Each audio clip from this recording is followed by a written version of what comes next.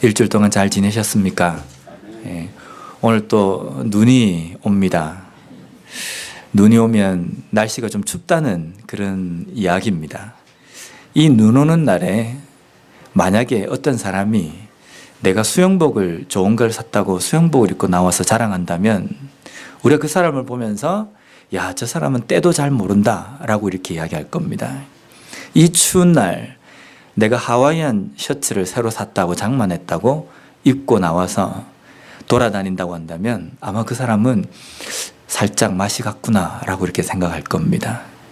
자랑도 때와 장소가 있습니다. 지금 이때가 내가 무엇을 자랑해야 될 때고 내가 무엇을 내세워야 될 때인지가 분명히 구분이 되어 있다는 겁니다. 예수님께서 사역하시는 그 당시에도 이런 일들이 있었습니다. 마태복음 16장에 보면요, 예수님을 시험하기 위해서 바리새인들과 사두개인들이 와서 예수님께 이렇게 말합니다. 16장 2절과 3절 말씀입니다. 예수께서 대답하여 이르시되 너희가 저녁에 하늘이 붉으면 날이 좋겠다 하고 아침에 하늘이 붉고 흐리면 오늘은 날이 굳겠다 하나니 너희가 날씨는 분별할 줄 알면서 시대의 표적은 분별할 수 없느냐. 저녁에 잠을 자기 전에 달 주변에 이렇게 뿌옇게 뭔가 있으면 우리는 그런 생각을 합니다. 아, 날이 흐려서 내일은 좀 비가 오겠구나 이 생각을 합니다. 우리 어르신들은 요즘 저도 조금 그런 게 있는데요. 다음날 비가 오거나 날씨가 굳으려고 하면 뼈마디가 쑤십니다. 아, 이게 또 날씨가 좀 굳은가 보다 이런 생각이 듭니다. 날씨를 분별하는 것 우리는 잘 압니다. 예수님 당시에도 그렇게 날씨는 잘 분별하면서 어떻게 지금 이 순간 다음에 일어날 이 시대는 너희들이 분별할 줄 모르느냐라고 바리새인들과 사두개인, 종교 지도자들을 책망하십니다. 지금 예수님께서 이 말씀을 하시는 것은요, 지금 이 상황 가운데에 바로 다음에 무슨 일이 일어날지를 예수님께서 선포하고 증거하고 가르치고 있음에도 불구하고 보고 듣고 있으면서도 깨닫지를 못한다는 겁니다. 그래서 바리새인과 사두개인들이 예수님을 시험해가지고 표적을 좀 보여주십시오 라고 이야기하는 겁니다. 표적은 바로 그들 눈앞에 있습니다. 누구입니까? 예수님이십니다. 예수님, 확실한 표적인 예수님께서 그 앞에 서 계시고 여러 가지 표적들을 그들에게 보여주시고 또 예수님께서 이 땅에 왜 오셨는지 그 구원의 그 사역들을 예언하시고 가르치셨음에도 불구하고 그것을 보고 듣고 있음에도 불구하고 또 다른 뭔가의 표적을 구하는 사람들, 이 사람들을 향해서 예수님은 시대를 분별하지 못하는 자들이라고 이야기합니다. 오늘 읽은 이 본문 말씀에 보면 예레미야 선지자가 하나님께 말씀을 받아서 남유다 백성들에게 선포하는 내용입니다. 예레미야 선지자를 통해서 하나님께서 이 예언의 말씀을 선포하는 이 시대에 남유다 백성들이 어떤 삶을 살았느냐면요, 남유다 백성들이 이제 이스라엘 백성들이 애굽에서 나와서 광야에 40년을 보내고 가나안 땅으로 들어갑니다. 가나안 땅에 딱 들어가니까 그때부터 그들의 삶이 어떤 삶으로 바뀝니까?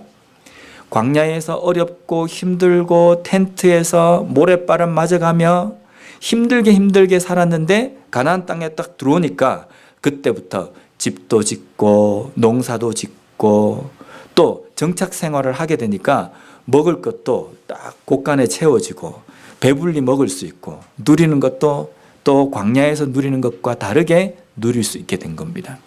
배가 좀 부르니까 어떤 생각을 합니까? 이게 사람이 배가 부르면요, 생각이 다른 곳에 딱 가버립니다. 다른 곳에 딱 가면 아, 뭔가 우리가 하나님을 어떻게 더 잘 섬길 것인가 이 고민을 해야 되는데 이스라엘 백성들이 무슨 생각을 하냐면요, 먹고 살만하니까 생각이 딴 데 가서 우상을 섬기고 하나님을 아는 데에 게을러진 겁니다. 그래서 하나님께서 남유다 백성들에게 선지자 여러 명을 보내셔가지고 말씀을 제대로 깨달아라, 어떻게 살아야 하는지 너희들이 알아야 한다, 계속 깨달음을 주셨는데 남유다 백성들이 선지자들의 그 말을 듣지를 않는 겁니다. 왜 듣지를 않겠습니까? 내 배가 부르니까 그렇습니다. 내 배가 부르니까 하나님의 말씀이 귀에 들어오지 않는 겁니다. 하나님의 말씀이 내 마음에 들어와서 내 마음을 후회하지도 않는 겁니다. 왜? 내 배가 부르기 때문입니다. 그래서 하나님께서는 예레미야 선지자를 세워서 남유다 백성들에게 예언을 선포하십니다. 우리의 삶 속에서는요, 크고 작은 모든 일들이 하나님의 허락하심이 없이는 우리에게 오지 않습니다. 믿으십니까? 근데 우리는 우리의 삶에서 일을 나눕니다. 내가 할 수 있는 일 쭉 나누고 내가 할 수 없는 일은 여기까지. 그래서 내가 할 수 있는 일, 그걸 해서 이루어지면요, 이건 내가 했다고 생각합니다. 근데 쭉 일을 하다가 어떤 장벽에 딱 부딪힙니다. 그때부터가 무엇입니까? 내가 할 수 없는 일. 내가 할 수 없는 일을 만나야지만이 하나님을 찾게 되거든요. 근데 우리의 삶에서는요, 지극히 평범하고 그냥 일반적인 모든 일들도 하나님의 허락하심이 없이는 일어나지 않습니다. 오늘 아침에도 우리가 어제 일어났던 것과 똑같이 눈을 떠서 우리의 튼튼한 두 다리로 아무런 사고 없이 이 교회까지 도착을 했습니다. 일반적이고 내가 했다고 생각합니다. 내가 건강을 관리를 잘 했고 내가 운전을 잘 해서 내가 내 다리가 튼튼하기 때문에 여기까지 걸어 들어왔다고 생각합니다. 근데 하나님께서 허락하시지 않으면요, 아침에 눈을 뜰 수도 없습니다. 그리고 안전하게 우리가 여기까지 도착도 못합니다. 그리고 여기까지 불과 몇 마일 안 돼, 몇 미터 되지 않는 이 예배당까지의 거리도 이 다리를 하나님께서 허락하시지 않으면 걸어 들어올 수가 없다는 겁니다. 그래서 우리는 우리의 삶에서 어떤 일이든지 하나님께서 허락하시지 않으면 안 된다라는 것을 인정하고 그것을 붙드는 것이 필요합니다. 그런데 남유다 백성들은 그것을 깨닫지 못했습니다. 깨닫지 못하고 이 모든 것들은 내가 한 것이다, 내가 배부른 것은 내가 열심히 노력한 것이기 때문이다 라는 이 교만함으로 살았습니다. 그 교만한 삶을 살아가는 남유다 백성들이 하나님의 말씀을 떠나서 살아가는 타락한 삶을 살아가는 데에요, 중심에 서 있는 인물들이 있었습니다. 그 사람들이 누구냐면 종교 지도자들입니다. 예레미야 2장 8절 말씀을 한번 읽어보겠습니다. 제사장들은 여호와께서 어디 계시냐 말하지 아니하였으며 율법을 다루는 자들은 나를 알지 못하며 관리들도 나에게 반역하며 선지자들은 바알의 이름으로 예언하고 무익한 것들을 따랐느니라.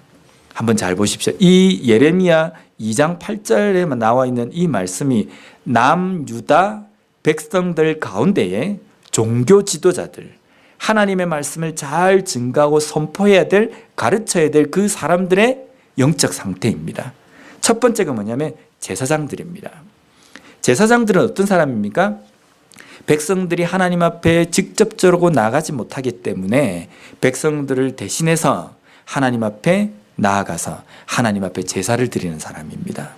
영적으로 아주 민감하고 맑고 또 깨끗해져 있는 그러한 상태에서 하나님 앞에 나아가는 사람입니다. 근데 이 제사장이 뭐라 그러냐면요, 하나님께서 어디 계시냐 말하지 않는다. 이 말 뜻은 뭐냐면요, 제사장들이 하나님 앞에 제사를 드리면서 하나님이 계십니까? 라는 것을 묻지도 않는다는 겁니다.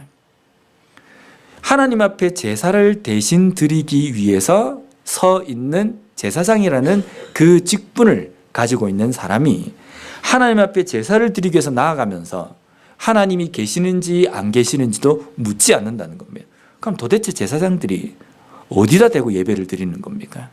말 그대로 제사장이라는 이 직분은 직업이고 자기가 지금 하고 있는 이 제사를 드리는 것은 그냥 연례 행사, 일에 불과한 겁니다.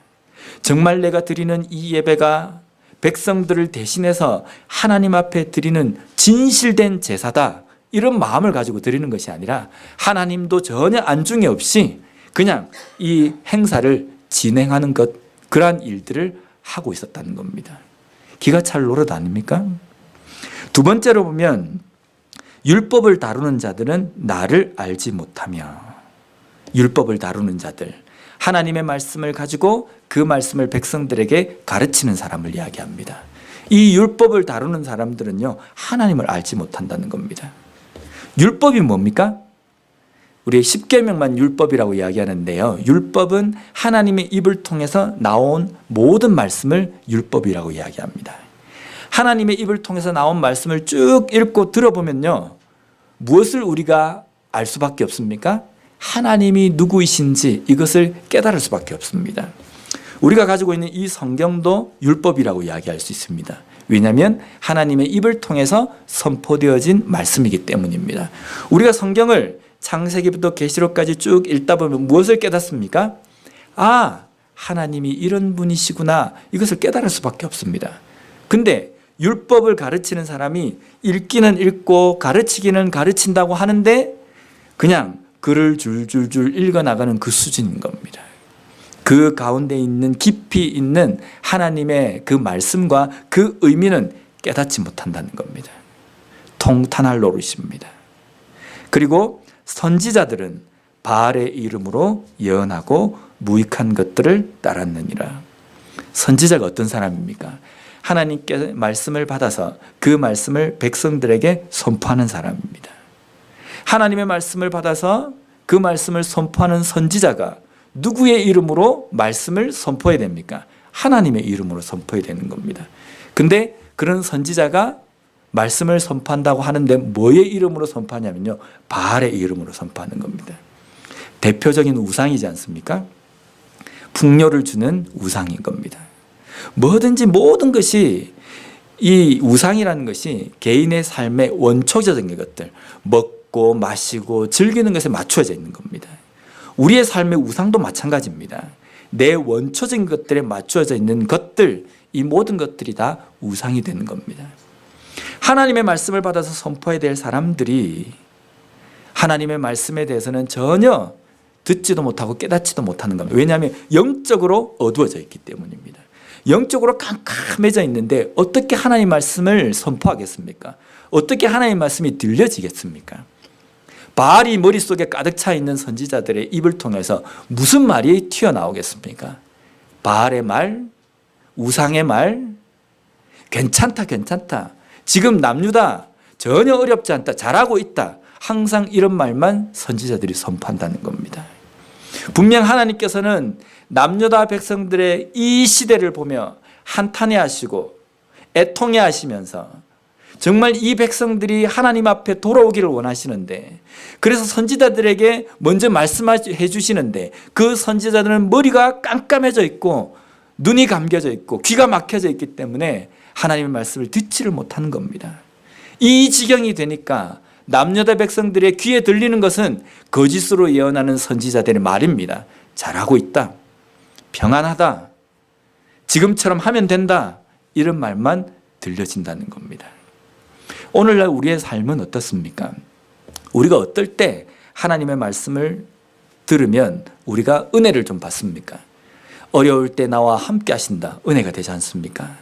힘든 내 삶 가운데 하나님께서 나를 끌어주신다, 이 말씀을 우리가 들으면 은혜가 되기도 합니다. 맞습니다. 성경에는 우리에게 복을 주시고 평안을 주신다는 말씀도 기록되어 있습니다. 그런데 우리가 또 알아야 될 것은 성경에는 복도 있지만 화도 있다는 겁니다. 만약 내 말을 떠나서 너희들이 순종하지 않고 불순종의 삶을 살 때에는 너희들의 삶에 화, 벌이 임할 것이라는 하나님의 말씀이 분명히 기록되어 있다는 겁니다. 우리가 복이라는 것은요, 하나님께서 우리에게 복을 주시기 위해서 우리에게 오실 때에 우리가 어디에 숨어서 그 복을 피하려고 해도 우리는 그 복을 피할 수 없습니다. 하나님께서 복 주시겠다고 먼저 작정하시면요, 어디에 숨어 있든지 찾아서 복을 주십니다. 입을 벌려가지고 그 안에다 쏟아 부어주시는 겁니다. 근데 그렇기 때문에 우리가 하나님 앞에 복 주십시오, 복 주십시오, 이 기도보다 더 중요한 것은 하나님, 내가 하나님께 화를 받을 만한 잘못된 삶을 살고 있지는 않습니까? 항상 이것을 우리가 물어야 된다는 겁니다. 우리가 이것에 집중하지 않으면요, 항상 하나님께 복만 기대하고 내 삶은 어떻든, 내 삶은 하나님의 말씀대로 살아가느냐 그렇지 못하느냐 여기에는 관심이 없이 오직 복, 세상의 샤머니즘이 이야기하는 것처럼, 세상의 기복적인 신앙들이 추구하는 것처럼 그것만을 하나님께 기도한다는 겁니다. 분명한 것은 우리의 삶에서 하나님께서 주시는 그 복에도 우리가 기대하고 민감해야 하지만 화에도 우리가 민감해야 된다는 겁니다. 남유다 백성들이 이런 영적인 타락의 중심에 종교 지도자들이 서 있었습니다. 이 가운데에 백성들에게 지금 이 시대를 제대로 알려줄 사람이 필요한 겁니다. 그래서 하나님께서 오늘 본문 말씀에 보면 누군가를 불러서 이 시대가 어떤 시대인지 너희 백성들에게 알려줄 사람을 찾으라 라고 이야기합니다. 누구를 찾아야 되겠습니까? 보통 때 같으면 제사장, 선지자, 이런 사람들, 율법을 맡은 사람들, 이런 종교 지도자를 찾아야 되는 겁니다. 근데 하나님께서 그들을 찾지 말고 누구를 찾으자면요, 여자를 부르라는 겁니다. 17절 말씀입니다. 만군의 여호와께서 이와 같이 말씀하시되 너희는 잘 생각해보고 곡하는 부녀를 불러오며 또 사람을 보내 지혜로운 부녀를 불러오되. 지금 종교 지도자를 부르라는 것이 아니라 여자를 부르라는 겁니다. 당시 이스라엘 백성들의 그 삶에서는요, 여자는 좀 이제 지금은 그렇지 않습니다. 과거에 그렇다는 겁니다. 이 예배당 안에 사람이 몇 명 있습니까? 라고 물을 때에 몇 명이 있느냐고 이야기하자면요, 한 명, 두 명, 세 명, 네 명, 다섯 명이 있습니다. 라고 이야기합니다. 남자만 수에 넣는 겁니다. 여자, 아이, 노인, 이 사람들은 수에 넣지 않습니다. 그래서 여기에 사람이 5명 있습니다 라고 이야기하면 추정을 해서 거기에 여자들은 어느 정도 더 있을 것이고 아이들도 더 있을 것이고 노인들도 더 있을 것이기 때문에 몇 명 이렇게 이야기하는 겁니다. 그래서 대부분 성경에 기록되어 있는 숫자들은 남자들, 장정만을 계수한 겁니다. 그래서 전체 숫자를 이야기할 때는 추정을 해야 됩니다. 여자는 그 장정의 한 3배 정도 있을 것이고 아이들, 노인들도 치면 한 이 정도 있겠구나 라고 이야기하는 겁니다. 그러면 결국 여자 이러면 뭡니까? 생활력, 노동력도 없고 힘도 잘 못 쓰고 계수에도 들어가지 않는 그 시대의 위치적으로 보면, 지위적으로 보면 아주 낮은 사람, 이것을 표현하는 겁니다. 종교 지도자들을 부르는 것이 아니라 여자를 부르라는 겁니다. 여자들을 부르면 그 여자들이 어떤 여자들이냐면요, 지혜로운 여자들입니다. 그리고 곡하는 여자라는 겁니다. 왜 곡해야 됩니까? 남유다 백성들이 하나님의 말씀을 깨닫지 못하기 때문에 하나님께서는 북방에 있는 바벨론을 일으켜가지고 이 남유다 백성들이 있는 이 땅을 침략해서 멸망시키기를 작정하신 겁니다. 남유다 백성들이 신성하게 생각하는, 거룩하게 생각하는 예루살렘이 회파될 것이고 그들이 신성시 여기는 성전이 와르르 무너질 겁니다. 그리고 그들이 기세등등했던 사람들이 벌거벗겨서 바벨론까지 끌려가게 되는 겁니다. 포로가 끌려가는 장면입니다. 신발도 벗겨짐을 당하고 옷도 벗겨지고 채찍에 맞으면서 쇠사슬에 묶여서 질질 끌려가는 겁니다. 그나마 포로로 잡혀가지 않아서 남아있는 예루살렘에 있는 사람들은 어떤 삶을 사냐면요, 처참하게 고통을 당하는 겁니다. 부녀의 배가 갈려지고 아이들이 절벽에서 내동댕이 쳐지고 이러한 것들이 예레미야 선지자의 예언 속에 나와 있습니다. 그래서 그들의 입을 통해서 살아남은 사람들이 뭐라고 고백할 정도냐면 차라리 죽는 것이 낫겠다. 왜 내가 살아서 이 고통을 받는가? 이런 일들이 이제 곧 일어날 겁니다. 이것을 하나님께서는 예레미야 선지자를 통해서 예언하신 겁니다. 예언하셨기 때문에 지금 지혜로운 사람, 이 시대를 읽을 줄 아는 사람이라고 한다면 가슴을 치면서 눈물을 흘려야 될 때이고, 이 백성이 당할 이 고통 때문에 애통해야 되는 그 때인데 그 때를 위해서 이 여인들을 부르라는 겁니다. 그러면 일반 사람들은, 남유다 백성들은 어떤 삶을 살아가고 있습니까? 오늘 읽은 이 본문에 보면요, 부유한 사람들은 자신의 부유함을 자랑하고, 지혜로움, 좀 똑똑하다고 이야기하는 사람은 자기 똑똑함을 자랑하는 겁니다. 내가 용맹하다고 이야기하는 사람은 자신의 이 힘을 자랑하고 있습니다. 바벨론이 침공하면요, 지혜, 용맹함, 부유함 아무 쓸모 없습니다. 다 땅바닥에 내동댕이 쳐져서 포로로 질질 끌려가 버릴 텐데, 지금 이 시대가 어느 시대인데 그걸 자랑하고 있는 겁니다. 그래서 예레미야 선지자를 통해서 24절 말씀에 보면 이렇게 말씀하십니다. 자랑하는 자는 이것으로 자랑할지니 곧 명철하여 나를 아는 것과 나 여호와는 사랑과 정의와 공의를 땅에 행하는 자인 줄 깨닫는 것이라. 나는 이 일을 기뻐하노라. 여호와의 말씀이니라. 우리가 이 땅의 삶을 살아가는 목적은 하나님을 기쁘시게 하는 삶입니다. 오늘 이 본문에서 하나님께서 무엇을 기뻐하신다고 이야기하십니까?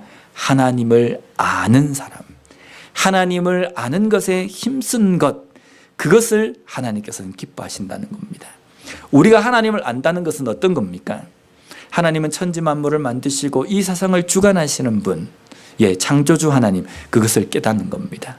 또 오늘 본문에 보면요, 그 하나님은 어떤 하나님이면요, 사랑과 정의와 공의를 이 땅에 행하는 자인 줄 아는 것. 하나님은 사랑의 하나님이십니다. 하나님께서 우리를 사랑하셨기 때문에 우리를 구원하시고 우리를 백성 삼아 주신 겁니다. 그런데 그 사랑의 하나님께서 우리 인간들에게 율법, 말씀, 규례라는 걸 주셨습니다. 그리고 그것을 통해서 무엇을 말씀하셨습니까? 공의를 말씀하셨습니다. 이 기준대로 너희들이 살지 않을 때에는 내가 너희들에게 화를 내리고 벌을 내릴 것이다. 공의의 하나님입니다. 이 공의의 하나님께서 반드시 이 일을 이루신다는 것, 이것을 우리가 깨닫는 겁니다. 이것을 바로 아는 것이 하나님의 백성의 의무고 기본이라는 겁니다. 그것을, 하나님을 아는 이것에 대해서 게으르고 이것에 대해서 별 관심이 없고 다른 것에 정신이 팔려 있으면 심각하게 되어버린다는 겁니다. 마지막으로 하나님은 하나님의 하실 일에 대해서 다시 한번 확실하게 선포하십니다. 25절 말씀입니다. 여호와의 말씀이니라. 보라, 날이 이르면 할례 받은 자와 할례 받지 못한 자를 내가 다 벌하리니. 여기 보면 할례가 나옵니다. 할례라는 것은요, 하나님께서 아브라함에게 명령하신 겁니다. 아브라함에게 명령하셨는데 그 할례의 의미는 뭐냐면, 내가 너로 하여금 큰 민족이 되어서 너가 믿음의 조상이 될 것이다 라는 것을 약속한 그 언약의 징표입니다. 징표로 남자들의 생식기에다가 그 표를 남기는 겁니다. 그것을 할례라고 이야기합니다. 이 할례는요, 할례를 하는 행위가 중요한 것이 아니라 이 할례를 통해서 하나님께서 무엇을 약속하셨는지 그 의미를 잊지 않는 겁니다. 제가 신학교 다닐 때 저희 신학교 교수님이 왜 할례를 남자들의 그 부분에다가 했느냐라고 이렇게 본인이 생각을 하셨대요. 근데 그렇게 생각이 그냥 이거는 정설은 아닙니다. 그 교수님이 하신 이야기입니다. 남자들이 화장실에 가서 소변을 볼 때 하루에 몇 번 그것을 보겠느냐. 볼 때마다 하나님께서 우리 백성에게 앞으로 우리 민족 가운데 약속하신 언약이구나 라는 것을 깨닫게 하시기 위해서라는 겁니다. 이맛박에 하면 내가 잘 보지 못합니다. 다른 곳에 하면 쉽게 지어지고 잘 보지 못하기 때문에 가장 소중한 그곳에 표시를 남김으로 인해서 하나님의 언약을 잊지 말라라는 것입니다. 그러니까 그 할례를 하는 행위가 중요한 것이 아니라 그 할례에 담겨있는 의미를 깨닫는 겁니다. 근데 이스라엘 백성들은 행위를 중요시 여겼습니다. 내가 징계를 내릴 때에는 할례를 받고 안 받고 이게 중요한 것이 아니라 내 말을 온전히 깨닫고 안 깨닫느냐에 따라서 내가 심판할 것이다 라는 겁니다. 너 할례 받았기 때문에 내가 어드밴티지를 주고, 너는 할례를 받지 않았기 때문에 애누리가 없고, 이런 것이 아니라 할례를 받았건 안 받았건 하나님의 공의 앞에서는 모든 사람들이 동등하다는 겁니다. 할례를 받은 이스라엘 백성들이 왜 하나님의 징계를 받아야 하냐면 오늘 본문 말씀에 보면 너희들이 마음의 할례를 받지 않았기 때문이라는 겁니다. 할례의 의미를 마음속에 새기지 않았기 때문이다. 마음속에 새기지 않아서 그 의미가 무엇인지 깨닫지 않았기 때문이라는 겁니다. 하나님을 아는 지식은 저 멀리 가버리고 너희들의 입을 즐겁게 하고 너희들의 눈을 즐겁게 하고 너희들의 마음을 흡족해 하는 눈에 보이는 것들 때문에 거기에 정신이 팔려서 하나님의 말씀은 온데감되었는 삶을 살아가는 너희들을 할례 받았건 받지 않았건 내가 너희들에게 징계를 내릴 것이다. 하나님의 심판의 메시지라는 겁니다. 오늘 이 심판의 메시지를 우리에게 하십니다. 지금 나는 마음에 할례 받은 자로서 내 마음판에 하나님의 말씀을 새기는 삶을 살아가고 있는가? 내가 그리스도인이라고 자처한다고 한다면 왜 그리스도인입니까? 어디를 봐서 내가 그리스도인입니까? 주일날 교회를 나오기 때문입니까? 내 몸에 할례가 새겨져 있기 때문에 자신들이 하나님의 백성이라고 자부하는 이스라엘 백성들도 그랬습니다. 그러면서 분명히 그들도 성전이나 성막에서 제사를 드렸습니다. 그런데 하나님께서는 그들에게 너희들이 나에게 진정한 제사를 드리지 않았다고 이야기하셨습니다. 우리가 만약에 내가 그리스도인을 자처하는 것, 내가 자부하는 그 일들이 주일날 교회 나온 것 때문에 내가 그리스도인이라고 한다면 마음에, 정말 내 마음에 할례를 새기듯이 하나님의 말씀을 새겼는지를 살펴봐야 되는 겁니다. 내가 성경을 들고 있기 때문에 그리스도인입니까? 그 말씀을 읽고 그 말씀을 내 마음에 새길 때 진정한 그리스도인이라고 이야기할 수 있는 겁니다. 우리가 이 예담교회 안에서 공동체로서 교회라는 이름으로 모입니다. 왜 우리 예담교회가 이 땅 이곳에 존재해야 될 이유가 있는 겁니까? 여기에 모일 장소가 있기 때문이고 우리가 주일마다 시간이 있어서 그 시간대에 모이기 때문에 이 예담교회는 교회라고 이야기합니까? 그렇지 않습니다. 왜 우리 예담교회가 이곳에 존재해야 되냐면 하나님을 아는 데에 열심인 우리가 모여있기 때문입니다. 하나님을 말씀을 마음속에 새기면서 그 말씀대로 살아가려고 몸부림치는 우리 한 사람 한 사람 진정한 그리스도인들이 모여있는 곳이기 때문에 그곳이 비록 장소가 협소하고 좁더라도 장소가 넓다 하더라도 어느 곳이 된다 할지라도 그곳이 곧 교회가 된다는 겁니다. 내 삶에서 내 인생 가운데서 우리의 가정 가운데서 우리 교회 가운데서 나는 자랑하고 있는 것이 무엇인가? 나는 몸에 새겨진 이 할례만을 자랑하고 있는가? 아니면 내 마음판에 하나님의 그 할례의 의미를 하나하나 새겨가며 그 의미를 깨달으며 살아가는 삶을 살아가고 있는가? 다시 한번 돌아봄으로 말미암아 그리스도인으로서 믿는 가정으로서 교회로서 존재하는 참된 의미를 깨닫는 우리 모두가 되었으면 좋겠습니다. 기도하겠습니다.